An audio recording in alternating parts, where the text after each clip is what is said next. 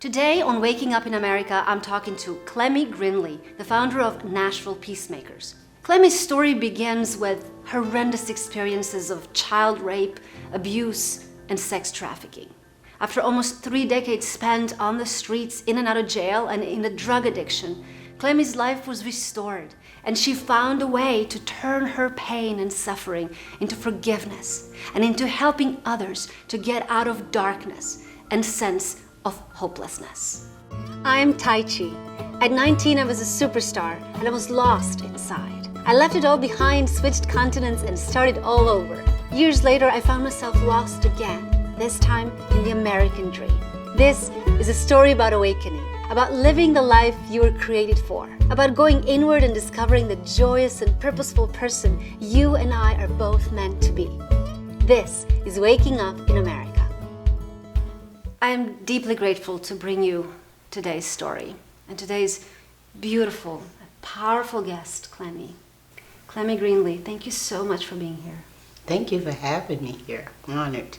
You're founder of Nashville Peacemakers, community organizer, advocate for homeless and formerly incarcerated people, recipient of Open Society Foundation grant by investor and philanthropist George Soros.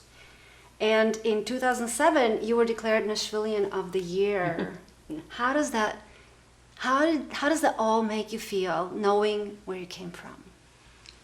Oh my God. I still pinch myself. I still think I'm in a dream. Just won't wake up. Really don't want to wake up. It's a good thing. Yes. Because coming from my lifestyle of just horror, my childhood, and just horror, and knowing that someone is recognizing me now for the work I'm doing, it's a miracle for Yes. me. And I'm asking that especially because your part of your story, and something that I want to discuss here and bring up, is that judgment, is the sense of helplessness where you felt like nobody asked what happened to you. You felt like nobody cared when you were going through all this suffering as a child. Mm-hmm. And now to get the recognition, unfortunately, you had to go through so much. Mm-hmm. So let's go back and take us to Clemmie at 5 or 6, before the hardship started. Well, I do know for a fact at 5 I was dreaming of becoming a nurse. I wanted to be an RN. I wanted to go all the way. And I always had a tender spot in my heart, even that little, that I wanted to care for people. If people start crying, I want to go up to them and grab their hand and, want to know why they're crying. And so at 6, I really had that dream shattered. That's when my life really went underground. It was 6 years old. It's when my father's drunk friends started coming in the bathroom as we was taking baths, me and my 2 little sisters. I tell people all the time, I can't think of the playground, the little skates, the little jacks, and the ball, and Yes. I don't have that memory. And you said in one of your talks that and I thought it was just so honest and out there, just put it up in front, that you were born with 3 strikes against you. Yeah. I said I was born with 3 strikes because 1, I was born black, 2, I was born a woman, and 3, I was born to 2 alcoholic parents. So that was my 3 strikes right there. I just had no way out, no upbringing, no one to look forward to teach me what they couldn't. Not saying they didn't love me, they just wasn't sober enough to show me, right, and help me figure out the things that I needed to figure out, being the oldest child. I have an older brother. He's 1 year older than me, but we have different fathers. So he had the father because his father's a preacher, so he had that father that came and got him and took him places and bought him stuff, and we had to sit there and watch that, watch him come home with all the nice little outfits and the nice shoes and stuff, and we just only wish we had, because my father's paycheck went to either Pabst Blue Ribbon or Budweiser or the liquor store, or wherever he laid his hat was his home. One of those kind of stories. And so it's the horrendous stuff started at age 6, but when did the horror really start? I think the horror really started with me because, let me say, at 8 years old, they started messing with my sisters. I had 2 sisters under me, and so I wanted to kind of get them off of my sister, just hearing them at night crying and screaming. And I know what they screaming and crying about because it was the same scream and cry that I had. So at 8 years old, I started just asking them to leave my sisters alone and do whatever y'all need to do to me. And they did it. And so I was kind of terrified in one sense, but I was glad on the other because my 2 sisters did not have to go to bed worried every time they hear the stair creep. But they also still had to hear me screaming though from all of that. So I went through all of that until about 10 is when I started really reaching for liquor and beer and cigarettes because now I wanted to try to seduce this pain. And I wanted to know what this liquor and all this was doing to them to make them act like that. And maybe it'll do it to me. At 10 years old? At 10 years old. That's where I took my first drink. Wow. And then tell me about the being pulled off the street at 12. So we moved from, like we call the country town, to the city, and we moved in a projects called James Casey Homes, which they're still there now. And that's really, really where the horrifying moment of my life started, because in the projects like that, low income, you have churches to come out, you have people that, singers, entertainers come out because they want to do a soup kitchen or pass out stuff on Thanksgiving, Christmas, Easter. So we had men in the neighborhood that would come out and pass out little pretty dresses, pretty necklace, shoes, bracelets. And when they come to my neighborhood, I want one because I always wanted a pretty dress. Yeah. What little girl don't? Doesn't, yeah. And so I took the dress, I took the tennis, the shoes, the bracelet, whatever it was that they was giving me, and they come back again. I'm like, oh yay! So it's like these are some good people that just want to help the families who can't afford to get this for their kids. Right. But it came with a price tag that I didn't know about. And so one day, out of nowhere, I was walking to the store to get something for my mom, bread, meal, something.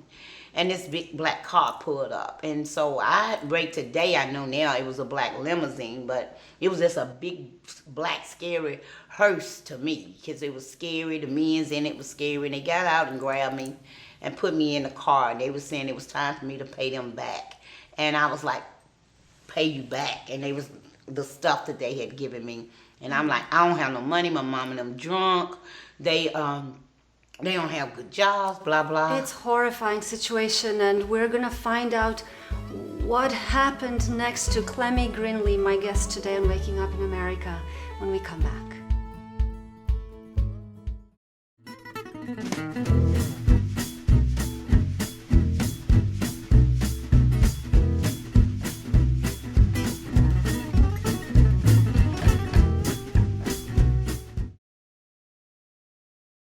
We're here with Clemmie Greenlee, who's sharing with us the horrendous story, the experiences that no child should ever experience. And yet, you just didn't seem to be able to catch a break. One thing worse than the other. Here you are at 12, your abuse starts at 6. It sounds like you have nowhere to go to ask for help. Mm-hmm. And then at 12, you got snatched, literally snatched, in a limo, and you had to pay back for a dress that you were given. Mm-hmm. What happened? Where did they take you?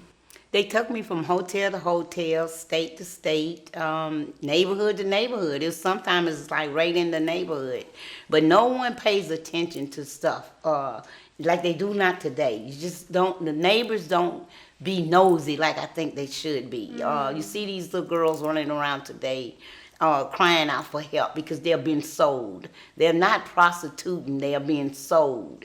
And so I was just tortured. I was tortured and just raped over and over and over, beat, stabbed in my back. And you said that when you would end up in the hospital, nobody asked how did you get there? Right. I always was mad about when you end up in the hospital and you're 12, 13, or 14, and you have all these wounds from your private part to being stabbed to being your eye knocked in. Why nobody wants to bring a social worker in then and ask? All the times I went in and out of juvenile trying to run away and getting caught, kept going to juvenile. Why juvenile didn't want to know what she keep coming in here for? Why the school didn't look for me? I didn't never go to school probably once or twice in my whole life. Why didn't anybody look for me? And that's the biggest thing I say to people.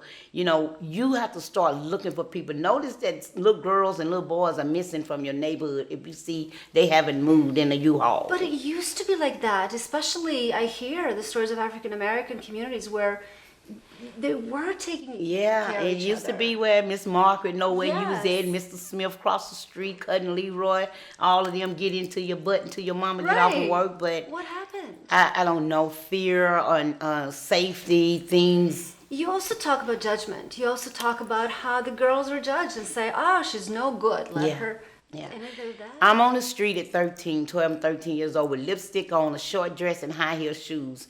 How could you point your finger at me and say, look at that little fast girl?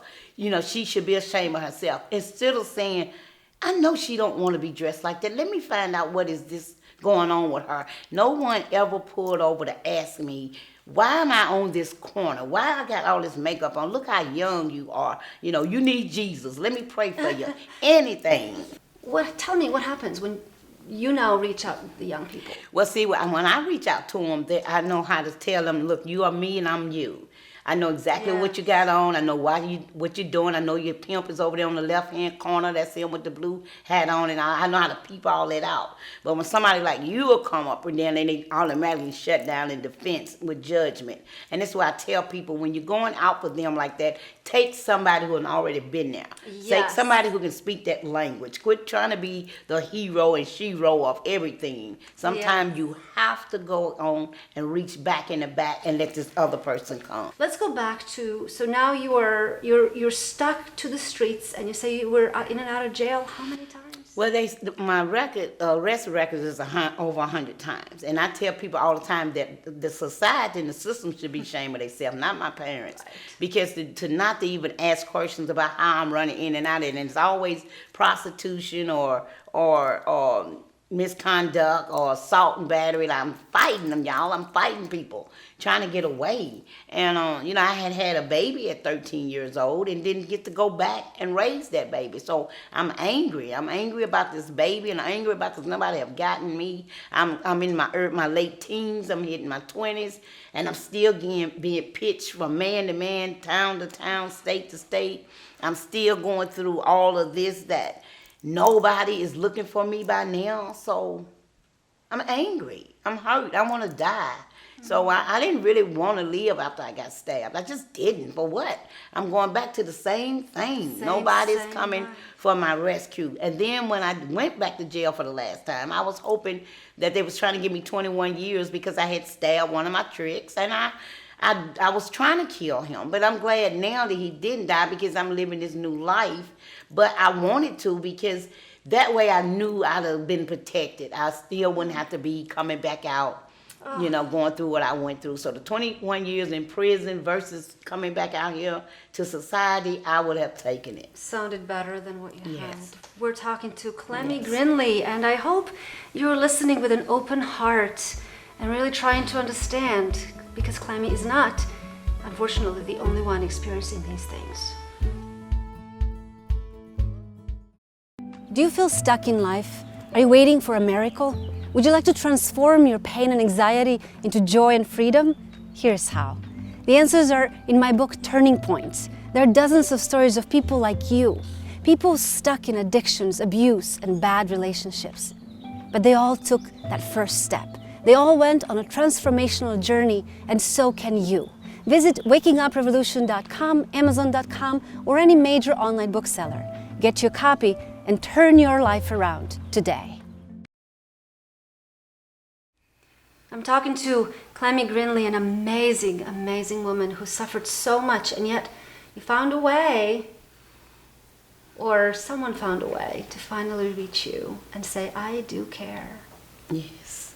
Clemmie, you changed my life. When I even just heard about you, I was changed. So thank you. Yeah. Let's talk about your son. I never did make it back to my son. I think the time I did make it back around, I was a full-blown junkie, homeless, just out of it, no education, didn't know who I were. And he was like, I think 12 or 13 himself. They had to show me who he were because he didn't grow up with me. So I did not stay then because I was still running from the same guys that say I owe them. And so when I got back out there, I just lost it. I just didn't care. I mean, wherever they took me at, I was like a slump washcloth. You just use me up. That's it. That lasted for another 5, 6, or 7 years. So finally, you got to Regina Mullins, who we had on the show. Yes. Brought you to Becca Stevens and Yes. Magdalene program at Thistle Farms. Yes. And you said a beautiful sentence. She gave me a hug before she gave me a bath. She gave me a hug before she gave me a bath. And So now you find your healing here. yes. And after you finish the program, you go out and you reconnect with your son now. Yes. Sober. Yes. Clean. Yes. With a 2 restored years. life. Yes. 2 years of sobriety, 2 years of knowing that somebody do love you and I can love again, and I can have a different, beautiful life. And so all I want to do is go find my son to show him now that I know how to be a mom and I know how to help him and get him some help. And we reunited, and like maybe 6 months after that, he was murdered. So.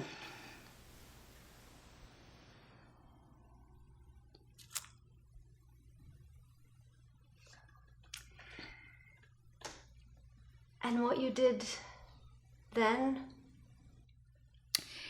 You know, after that, I didn't want to use that to go back and drink and drug because he wouldn't want me to. He saw me clean. He saw me clean. So I wanted to use that to go back and help. I'm going to help some ladies and some young guys, and I'm never going to step over them. I'm never going to roll my window up. I'm never going to point my finger and judge. I'm going to open my arms, and I'm going to tell you, come here. You got somebody to call. You got somebody that's going to be on the other side of that door. You got somebody who's going to stand beside you and help you all the way. I'm going to walk you like elementary. I'm going to be right there, kindergarten, all the way to each step until you get to where you need to get in your life. I'll never put the pain on anybody that was given to me. So I think today that me asking for Regina Mullins and asking for whoever this God everybody's talking about to come into my life, and it happened.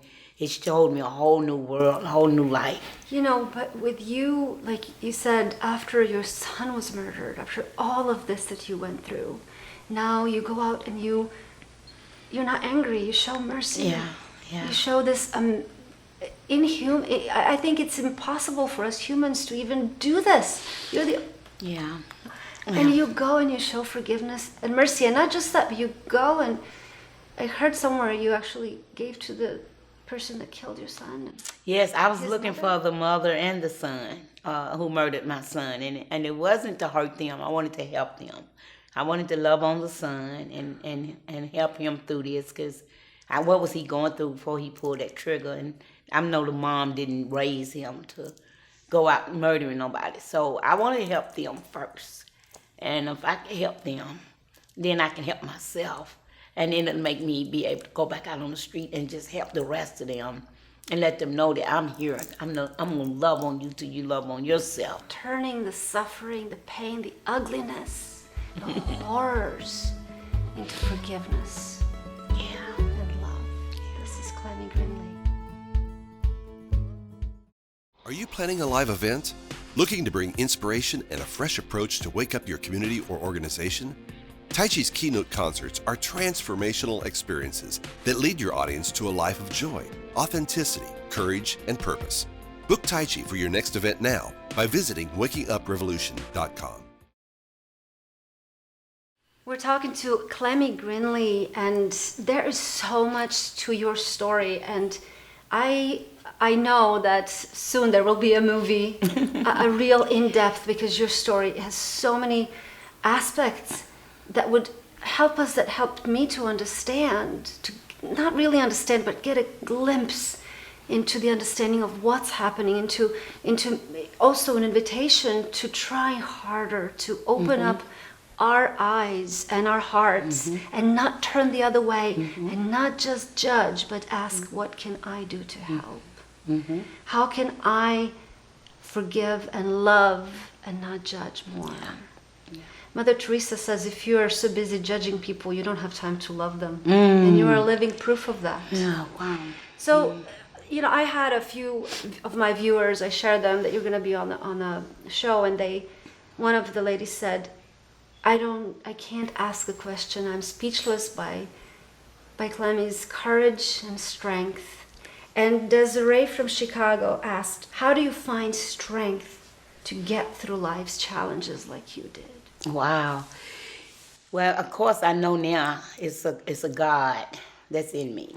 But my true strength is, I couldn't save my son. I'm going to help save yours or your daughter. Every time I run into a young girl that's trapped, they are those 8 young girls that I left back there. So I have to be determined to go help these 6 young girls that's in front of me. So every time I say I want to give up, I don't have the strength, didn't nobody help me, blah, blah, blah, I see that image in my face, and I'm like, no, I'm going to get them. I'm going to help. Yes, because there's no system. The system is us. Yes, the system is us. And you share that you are looking for other Clemmies Yes. in other neighborhoods, because that's how we can change the Yes, situation. yes. You always have to go to a neighborhood and you look for the grassroots organizations. I'm not saying the corporate is not there doing a job, but we get overlooked so much, and as much can be done with the grassroots organization that knows everything in the community, from the who lives in the houses to who picking them up and who strange cars coming through your neighborhood. And you are doing such a great job, and I will encourage the community leaders, the viewers, if you're watching, call up Clemmie and set up. She'll come and teach you, right? Yes, How I to would do look and training. How to do. Great. Yes. Thank you, Clemmie. Yes. Thank you. I can't thank you enough. All right, so I'm going to ask you these fast questions. Okay. All right. What makes you most alive? I was left with grandson. I was left with 10-month-old grandson. So it made me feel like I got a second chance. He was 10 months old, so that means I had a fresh charge to start with. Your biggest joy? My biggest joy is that I found freedom. I had a chance to find a life. Your biggest fear? My biggest fear that is not the system won't recognize enough of us, of what we went through, and change some laws. What one thing you wish it didn't exist? Corruption. If you had a magic wand, you'd ask for? I would ask for peace and freedom for everyone to have. Favorite hero? My favorite hero is me. Do you best relax when you? I best relax when I watch Lifetime. You have hope in? I have hope in that my legacy would never die, and it will continue to carry on. Music or sports? Music. Favorite food? Spaghetti. Blue or orange? Blue. Sun or moon? Moon. Grass or lake? Lake. River or ocean? Ocean. Summer or winter? Winter. Singing Color. or dancing? Dancing. All that our world needs is? Love. And this year I claim Peace. Thank you. You brought us T-Ran as your music selection, and thank you so much. How did you run into him? I was trying to do a fundraiser, and I was just on the internet looking at something, and I ran across a poster, T-Ran Gilbert. That name just caught me, and then that pose he had with the praying hands up against his chin, and just so young, searching for the Lord like that. When I met him in person, it was just a glow came in with him, just all over him, and I was like, you got to help me. And he was like, let's talk and see what I could do. He was so humble. And when he just asked me to, tell me a little bit about you, Miss Greenlee. And when I just started talking, you asked me one question and I'm gone. And I think I saw him tear up. And men don't do that. And so when I saw that, I was like, oh my God, he's not only humble, he's got a spirit in him. And I told him, I said, you got to come along and team up with me and help me out. Wow. You gonna help me and I'm gonna help you. This is how we're gonna do this. And he said one word, let's make history. Yes, yes. And you two are, well, you and T-Ran are making history. We're so honored to. And when he told me that the song came from my story, it just blew my mind. Just the little second we had to talk and all of that song came out of him like that.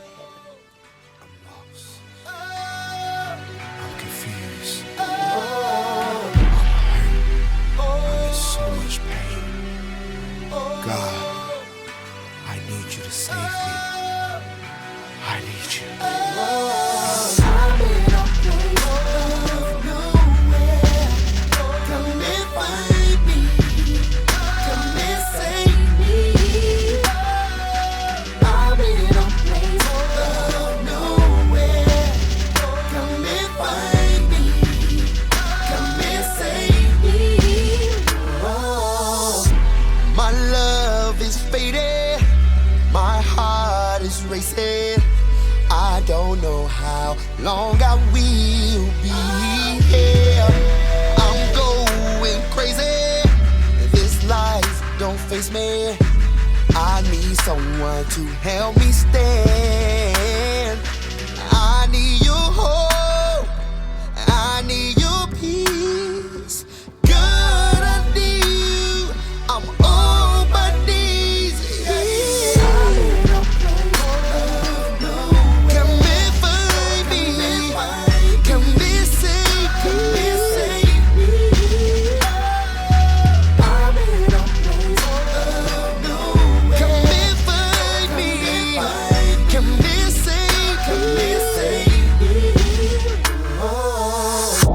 My heart is bleeding, my soul is leaving. I feel so cold inside.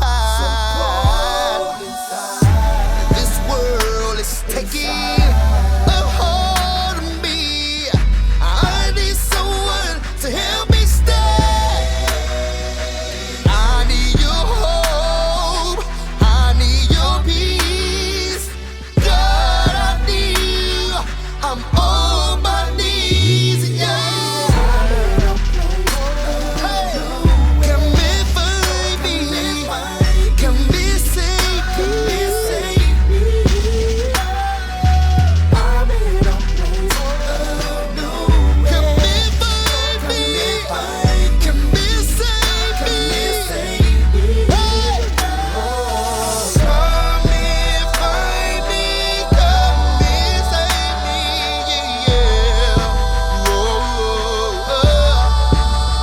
Whoa. Come and find me, come and save me, yeah. No, yeah. I need you, yeah. Come and find me, come and save me, come and find me, come and save me. I'm so lost without you, God, oh no. I'm so lost. Come and find me, come and save me, oh yeah.